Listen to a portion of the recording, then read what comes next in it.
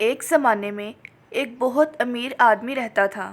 شہر اور ملک دونوں جگہ اس کے عمدہ مکانات تھے، اور اس امیر آدمی کے گھر کا تمام فرنیچر بہت خوبصورت اور سونے اور چاندی کی کڑھائی والا تھا۔ اس کے گھر میں موجود تمام گاڑیاں بھی سونے کی تھیں، لیکن افسوس کی بات یہ تھی کہ اس آدمی کی داڑھی نیلی تھی، جس کی وجہ سے یہ بہت بدصورت اور خوفناک دکھائی دیتا تھا، اور اس لیے تمام عورتیں اور لڑکیاں اس آدمی سے دور بھاگتی تھیں۔ اور وہ کہتا، میں کسی کی نظر میں اہمیت نہیں رکھتا، کوئی بھی لڑکی مجھ سے شادی نہیں کرنا چاہتی۔ مجھے ایسا محسوس ہوتا ہے جیسے سب مجھ سے میری نیلی داڑھی کی وجہ سے دور بھاگتے ہیں۔ کاش کوئی تو میرے چہرے کو چھوڑ کر میرے خلوص کو دیکھے۔ آخر میں یہ تنہائی کیسے ختم کروں؟ میں جلد شادی کرنا چاہتا ہوں۔ نیلی داڑھی والے کی ایک ہمسائی اعلیٰ درجے کی خاتون تھی۔ اس کی 2 بیٹیاں تھیں اور دونوں ہی بہت خوبصورت تھیں۔ نیلی داڑھی والا چاہتا تھا کہ ان دونوں لڑکیوں میں سے کسی ایک سے میری شادی ہو جائے، اور پھر ایک دن اس نے ان کی ماں کے نام ایک خط بھیجا جس میں نیلی داڑھی والے نے شادی کا پیغام لکھا، اور یہ ان کی ماں کی مرضی پر چھوڑ دیا کہ وہ اپنی مرضی کے مطابق اپنی دونوں بیٹیوں میں سے کسی ایک کا رشتہ اس کے ساتھ طے کر دیں۔ لیکن ان دونوں لڑکیوں میں سے کوئی بھی لڑکی نیلی داڑھی والے کے ساتھ شادی کرنے کے لیے راضی نہیں تھی۔ یہ دونوں لڑکیاں کسی ایسے آدمی کے ساتھ شادی کے لیے ہرگز راضی نہیں تھیں جس کی داڑھی نیلی ہو۔ ان لڑکیوں کی اس نفرت کی دوسری وجہ یہ بھی تھی کہ نیلی داڑھی والے کی پہلے بھی کئی مرتبہ شادیاں ہو چکی تھیں، لیکن ان سے اس کی علیحدگی کی وجہ کیا بنی، یہ بات کسی کو بھی معلوم نہ تھی۔ اب یہ دونوں بہنیں اس آدمی کے بارے میں باتیں کرنے لگیں۔ بڑی بہن چھوٹی سے کہنے لگی، نیلی داڑھی والے نے شادی کا پیغام بھیجوایا ہے، تمہیں تو ویسے بھی نیلا رنگ پسند ہے، تو تم اس سے شادی کر سکتی ہو۔ چھوٹی بہن غصے سے اپنی بڑی بہن سے کہنے لگی، میں تو کبھی مر کر بھی اس آدمی سے شادی نہ کروں، تم اس سے شادی کر سکتی ہو، کم سے کم وہ آدمی امیر تو ہے۔ اب لڑکیوں کی توجہ حاصل کرنے کے لیے نیلی داڑھی والے نے ایک ٹرپ آرگنائز کیا، جس ٹرپ میں وہ لڑکیوں کو، ان کی ماں کو اور اپنے چند پڑوسیوں کو اپنے فارم ہاؤس میں گھمانے پھرانے کے لیے لے گیا، جہاں وہ سب ایک ہفتہ رکے۔ یہاں کا سارا وقت شکار کرنے، مچھلیوں کو پکڑنے تو کبھی پارٹیوں میں گزرا۔ یہ سب لوگ یہاں مل کر بہت اچھا وقت گزار رہے تھے۔ مختصر یہ کہ سب کچھ اتنا کامیاب ہوا کہ اس خاتون کی چھوٹی بیٹی نے اس نیلی داڑھی والے آدمی کے بارے میں سوچنا شروع کر دیا، اور وہ سوچتی کہ آخر نیلی داڑھی والا اتنا بھی بدصورت نہیں ہے، بلکہ وہ دوسروں کا خیال رکھنے والا ایک اچھا انسان ہے۔ ٹرپ سے گھر واپس آتے ہی ان دونوں کی خوشی خوشی شادی ہو گئی۔ عین امیدوں کے مطابق شادی کے بعد بلیو بیئرڈ اپنی بیوی کا بہت خیال رکھتا ہے، اور وہ اسے بہت خوش رکھتا۔ تقریباً 1 ماہ بعد بلیو بیئرڈ نے اپنی بیوی کو بتایا کہ وہ کسی ضروری کام کے سلسلے میں 6 ہفتوں کے لیے کسی دوسرے ملک روانہ ہو رہا ہے، اور یہ جاتی مرتبہ اپنی بیوی سے کہنے لگا، بیگم میری یہ خواہش ہے کہ آپ میرے جانے کے بعد خود کو بور نہ ہونے دیں، آپ اپنے دوستوں یا پھر اپنے ملنے والوں کو بلائیں اور ان کے ساتھ کسی ٹرپ پر چلی جائیں، یا پھر گھر پر پارٹی کریں جس سے آپ کو خوشی ملے۔ اور یہ ہیں چابیاں، ان چابیوں کو آپ اپنے پاس رکھیں۔ ان میں سے ایک چابی میری ان 2 الماریوں کی ہے جس میں میرا بہترین فرنیچر ہے، دوسری چابی چاندی اور سونے سے بھرے ہوئے کمرے کی ہے جو روزمرہ استعمال میں نہیں آتی، اور اسی کمرے میں میرے کچھ پیسے اور سونے سے بھرے ہوئے خزانے ہیں، اور آخری چابی میرے بیسمنٹ کی ہے۔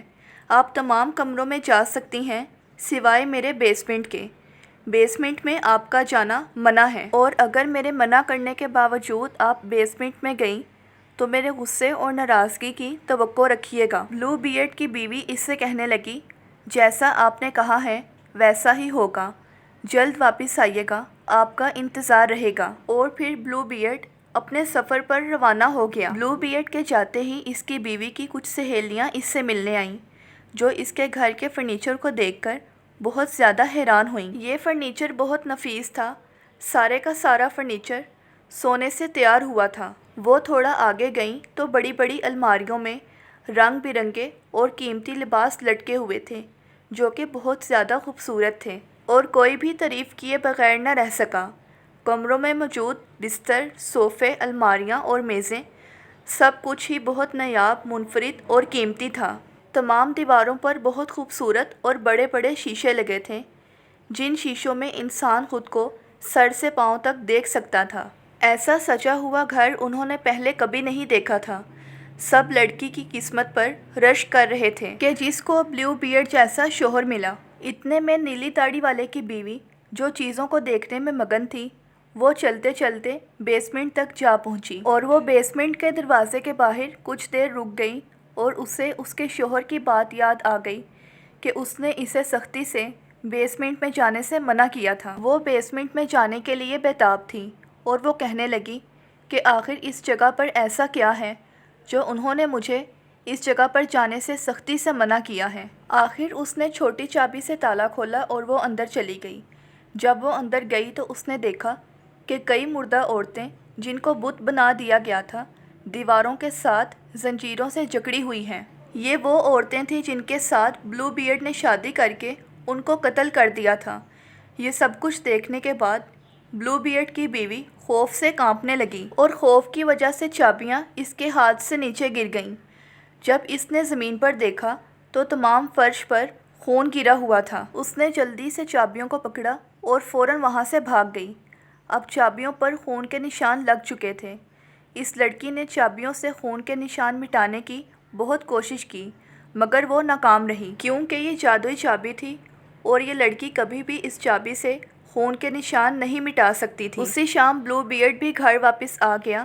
اس کی بیوی نے بہت اچھے سے اس کا استقبال کیا، تاکہ اس کے شوہر کو اس پر ذرا بھی شک نہ ہو سکے کہ اس کے منع کرنے کے باوجود بھی اس کی بیوی بیسمنٹ میں گئی تھی۔ بلیو بیئرڈ نے اپنی بیوی کو بتایا کہ وہ جس کام کے لیے گھر سے باہر گیا تھا، وہ کام جلد ہی سر انجام پہنچ گیا، اس لیے بلیو بیئرڈ بھی وقت سے پہلے ہی گھر واپس لوٹ آیا تھا۔